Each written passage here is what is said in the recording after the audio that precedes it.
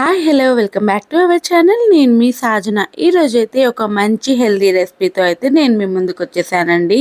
అది రాగి పిండితో అయితే అప్పటికప్పుడు చేసుకునే దోశలు. అప్పటికప్పుడు టైం లేదు అని అనుకునేటప్పుడు ఇలా హెల్దీగా అయితే రాగి దోశలు అయితే వేసేసుకోవచ్చు. ముందుగా దానికోసం అయితే మిక్సీ జార్ తీసుకొని అందులో ఒక 2 కప్పుల దాకా అయితే రాగి పిండి వాడుతున్నానండి నేను. అలానే ఒక పావు కప్పు దాకా బియ్యం పిండి, అది పొడి బియ్యం పిండే వాడుతున్నాను. ఆ తర్వాత ఒక పావు కప్పు దాకా అయితే గోధుమ పిండి, ఇవన్నీ వేసేసుకొని కొద్దిగా నీళ్లు వేసేసుకుంటూ మిక్సీ జార్లో స్మూత్గా బ్లెండ్ చేసుకోవాలి. ఇలా బ్లెండ్ చేయడం వల్ల ఏంటంటే మన పిండి అంతా కూడా బాగా కలిసి మంచిగా అయితే మనకి దోశలు అయితే వస్తాయన్నమాట. ఇలా బాగా నీళ్ళలా కలుపుకోవాలి, మరి ఎక్కువ మందంగా కలపకూడదు.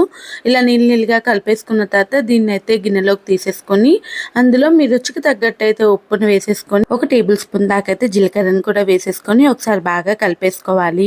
ఇలా బాగా కలిపేసుకొని ఒక 5 నిమిషాలు పక్కన పెట్టేసుకున్న తర్వాత అయితే ఇంకా పెనం మీద అయితే కొద్దిగా ఆయిల్ని అయితే కొద్దిగా రబ్ చేసుకోవాలన్నమాట. నాన్ స్టిక్ పెనం అయితే వితౌట్ ఆయిల్ కూడా వస్తుందండి. ఇది ఐరన్ పెనం కాబట్టి రాదు, కాబట్టి కొద్దిగా అయితే ఆయిల్ అయితే వేసాను. ఆ తర్వాత మనకి రవ్వ దోశ ఎలా వేస్తామో అలా అయితే వేసేసుకోవాలన్నమాట దోశని. ఎప్పుడైనా సరే అంటే మందంగా చేసుకున్నాము అని అంటే కింద అయితే మనకి పెనాంకి అంటేస్తుంటుందండి, అందుకే ఇలా పలచగా చేసేసుకోవాలి. తర్వాత పైన ఇలా కొద్దిగా ఆయిల్ కూడా అప్లై చేసేసుకున్న తర్వాత అయితే ఇంకా మన దోశలను అయితే ఇంకా రిటర్న్ చేసేయచ్చు అనమాట. 2 సైడ్లు కాల్చుకోవాలండి. 1 సైడే కాలిస్తే ఇంకొక సైడ్ ఏంటంటే కొద్దిగా పచ్చి పచ్చిగా ఉంటుందన్నమాట రాగి పిండి అనేది. అందుకని 2 సైడ్స్ ఇలా కాల్చేసుకున్నాము అని అంటే మన రాగి దోశలు అయితే రెడీ అయిపోతాయి అన్నమాట. ఎప్పుడైనా టైం లేదనుకునేటప్పుడు, హెల్దీగా కూడా ట్రై చేయాలనుకునేటప్పుడు ఇలాంటి దోశలు ట్రై చేయండి. చాలా బాగుంటుంది, చాలా క్రిస్పీగా కూడా వస్తాయన్నమాట. 10 నిమిషాలు మనకు టైం ఉంటే చాలండి. ఈ దోశలను అయితే చాలా ఈజీగా చేసేసుకోవచ్చు.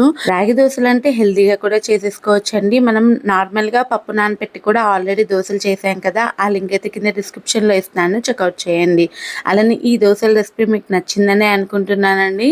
ఇంకా మరిన్ని రెసిపీస్ కోసం మన ఛానల్ని సబ్స్క్రైబ్ చేసేసుకోండి. ఈ రెసిపీ మీకు నచ్చింది అని అంటే లైక్ చేసి అలానే మీ ఫ్రెండ్స్ అండ్ రిలేటివ్స్తో షేర్ చేసేసుకోండి. అలానే ఇంకో వీడియోతో ఇంకో రెసిపీతో నేను మీ ముందుంటాను. Signing of.